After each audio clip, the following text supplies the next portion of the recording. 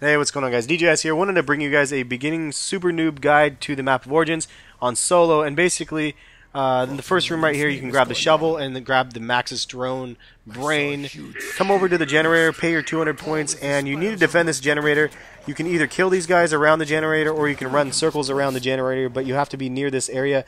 Once it ends up filling up, you can see right here, those little glowing guys will actually end up going away. Now you have your 6 zombies to kill in your very first round. You can buy your quick revive right there. It's important to have if you need it. And then come over there. You see that there was a 2x right there. I'm waiting for the zombies to come on the screen because I want to grab this, and then I'll kill the zombies with a knife because I want to get the most points possible with a knife. You can shoot them a couple times if you guys want as well. You might as well. You can get even more points. But basically, you knife all 6 of the zombies in the first round, give you the 260 points.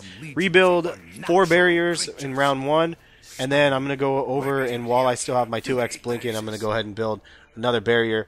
After it hits round 2, when you build barriers again, it gives you points again. But in round 1, it limits you only to 4 builds, and then it cuts you off of the points. At this point, you're going to go ahead and go through this door right here, not the other one. You can go through the other one if you want, but this one takes you to Power Station 2.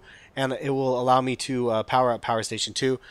There's always these little mounds on the ground. You can dig them up. I just ended up grabbing that because it gives you 400 points. Now, you're going over to this door right over here, and then this is Generator 2. You power this one up the same way. You push the button, and then you just kind of like dodge these guys, or you can shoot them. It's easier just to dodge them, in my opinion, though. And wait till it fills up, and then they'll disappear. Then you only have to deal with the regular zombies. Now, this is a very complicated map, in my opinion. There's a lot of items. Like you can see right here, I'm picking up parts for the Thunder Staff. I'm picking up another part there for an Easter egg. You don't need to do these things. If you want tutorials on how to do all these things, check my playlist in the description, and I'll show you how to build all of the buildables and all of the other things like that. But it is really quite difficult with the amount of content in the map. There's just a ton of buildables, as I mentioned, and just a lot of things you can do. This is more or less a beginner's guide, though, if you just want to learn how to survive. Easy way of doing so. So basically right here I have enough points where I just need to get a little bit more points to be able to open the other 2 doors on the other side, and then I can go ahead and get Generator 3. Now, you don't have to necessarily power up all the generators. The generators are only needed power if you want to be able to pack a punch a gun later. It's not necessary, but I just end up doing it fundamentally because it's easy to go through and power up Generator 1, grab the parts over, or Generator 1, grab the parts for Generator 2, and then work your way over to Generator 3, which is the way I'm going now. So one side of the laboratory is Generator 2, the other side is Generator 3, and then once you go past it, you can go either side to No Man's Land, and it takes you to the same central area. So Generator 2 and Generator 3 connect through central area that take you to No Man's Land. I'll show you that in just a little bit here. And then No Man's Land is the other side of the map, which is really where all the magic happens, all the training. Now, if you dig up those piles from the shovel that I ended up picking up originally, you can get the parts for the ice staff, and you can get all 3 parts of those through the ground. There's also music discs that you need to find through the map and all these other things, and so yeah, there's lots of things again to be found. So this is your way over to the next generator. Costs 200 points, and you go ahead and you can just dodge these guys around like what I'm going to be doing right here. I'm showing you guys. I'm just going to kind of dodge these guys around the generator. Pretty easy to do, and you don't have to end up shooting them, and then they do end up just dying like that. The mystery box ended up being over here, so I ended up grabbing a weapon. If not, then I would have grabbed a weapon below because you need an SMG. Now, I recommend not wasting all your money on the box, to be quite honest, because there's a lot of doors to open. At this point, I need to stay in this area until I get about, what is it, 1,000 and then 1,250, so maybe 2,300 points or somewhere around there.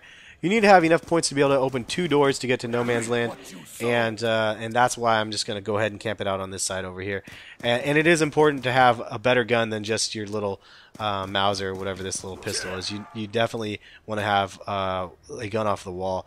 And I believe there's a gun right there, the AK-74U off the wall. Now, here's another part to the shield. I ended up getting 2 parts for the zombie shield. And then there's the last part. Now, the zombie shield honestly isn't that great of a weapon, in my opinion, it doesn't work very well past, I don't know, just a handful of rounds, and you can only kill a handful of zombies with it before it ends up breaking. Then you have to pick up another one. So at this point, I'm going to go ahead and switch to my automatic SMG right here and just kill these guys. Try to gain some more points and get enough points to get out of here. Now, you got to be careful in these areas that I'm at right here. This area is prone to be hit by a giant zombie foot.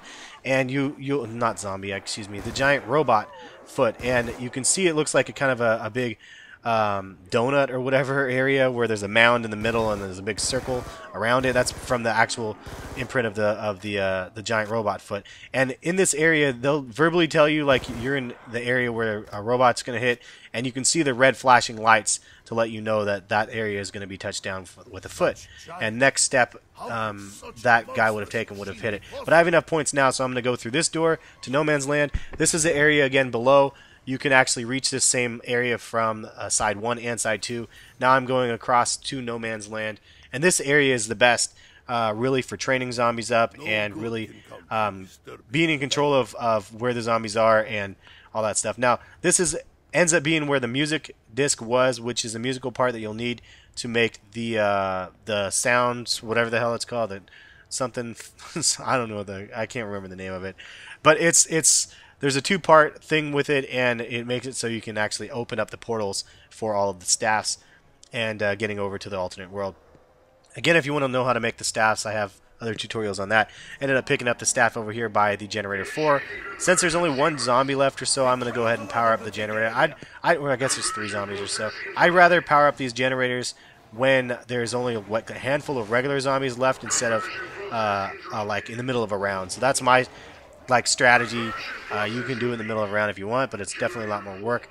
This is where Juggernog is. This is where all the training magic happens, and this is where you can end up basically getting all of your points to open up any of the doors that you need for the remainder of this. And really, I'm showing you guys right here. I just fast forward. Once you get enough points, you can buy this gun right here. It is really a great gun to use, and it's really pivotal because you can just go back to there and grab that gun anytime you run out of ammo. There's a chest right there you can fill up. You can actually get Thunder Fists, which is a new melee that you can get, but it takes a lot of effort. I have a tutorial on that as well in the description in the playlist. But this is just me showing you how to train these zombies up in the beginning of a round. You can do this basically, I did this up until round 28, so you can do this over and over again. Train these zombies up and just take them through these paths. Kill the zombies, get your points, and then open up any remaining doors.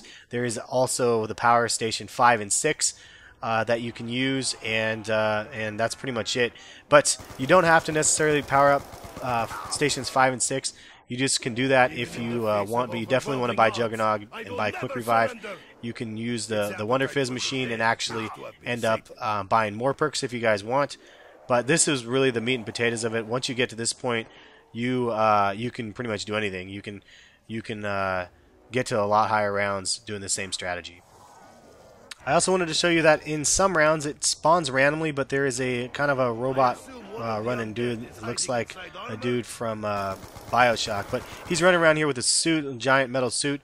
And you definitely want to keep your distance. If you get too close, he'll pull you in and hit you, and you can end up dying. You can see he has like a flamethrower thing right there. But keep your distance and just shoot him in the face. Shoot him in the face, man.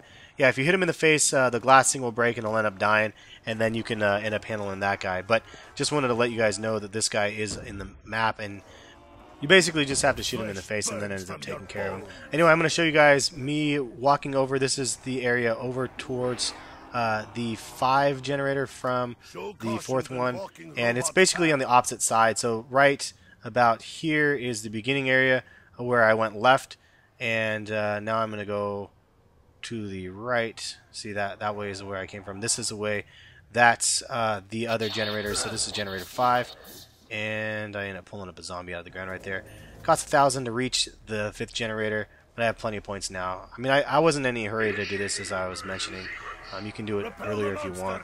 There's a Wonder Fizz location over here as well, which is the perk machine that you can buy after you have power. For some, it seems to spawn randomly, but it was over at 5 this time, so you can see it's right there. And I ended up powering up this area right here, and I'm going to go ahead and grab another perk, just a random perk for fun. Let's see what I end up getting here. Is that electric cherry? Garbage. You definitely double tap is definitely a better way to go. Speed cola is good. I definitely don't like electric cherry, but that's what I ended up getting. I pulled it again, and I ended up getting double tap, which is actually awesome. Twice the amount of bullets, and twice it shoots 2 bullets for 1, and but it doesn't use twice as much ammo, so it's kind of awesome. Anyways, at this point, I'm going to go ahead and work my way over to the excavation area, and then I still have to power up the Area 6. I guess I could have powered up Area 6 first. If I was wanting to pack-a-punch my gun, it is up in this area right here. Once you have all of the 6 areas, in the middle of this area, and I was waiting for this part right there I was looking for. In the middle of the area up here, right to the left, I didn't look at it, but that's where the pack-a-punch machine is. You just have to have all 6 areas powered up. Now, down here is this little phone thing. I don't know why it said additional parts required, and then all of a sudden I was like, oh wait, there's the other part for the Maxis drone. So if it wasn't up above where I was looking for it, it is below. But for some reason it was giving me a problem picking this thing up.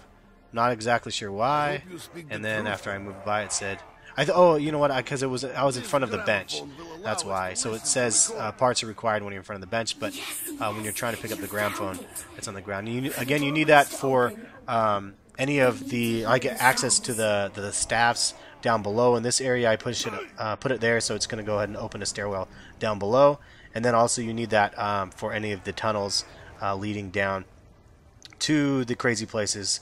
And I was trying to pick that thing up, and for some reason it wasn't giving me the thing back. But anyway, this is again a really noob guide, and it's giving you guys hopefully a full overview of the map and everything like that, and some of the areas, as well as some strategy to stay alive and keep moving. At the end of this, I'll show you me using this circle circle area at like round 28. But so basically in that area up there is where the pack-a-punch is, as well as the area below where you can end up picking up your staffs if you end up creating any of them.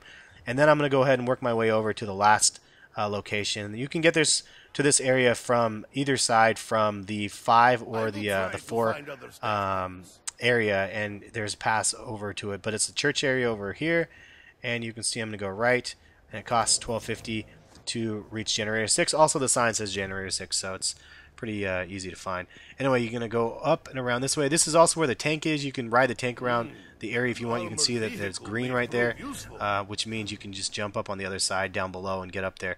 You have to use this area up here, and you can go ahead and clear a path, and I was putting that there. It's part of an Easter egg again, but that's, I guess we can go over that later.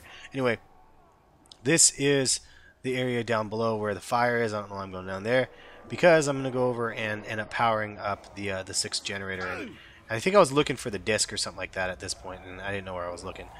So that's why I was dinking around. But I'm going to power up the 6th generator. Once you have all 6 of them powered, then you can I am grabbing another part there for the ice staff.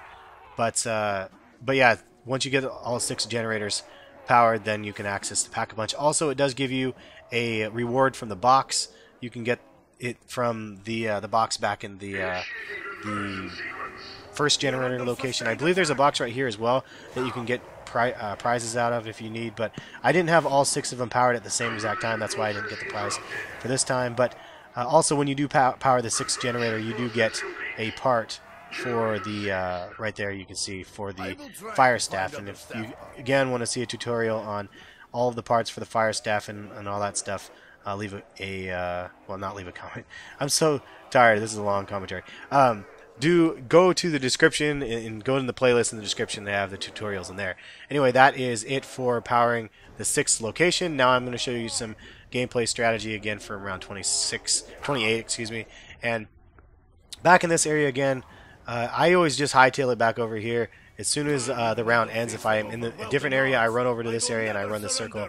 And it usually does me pretty well, and I'm able to keep on going. You can see I have 70,000 points now, around 28. I got the fire staff. I have a pack-a-punched gun. So I'm in definitely good shape.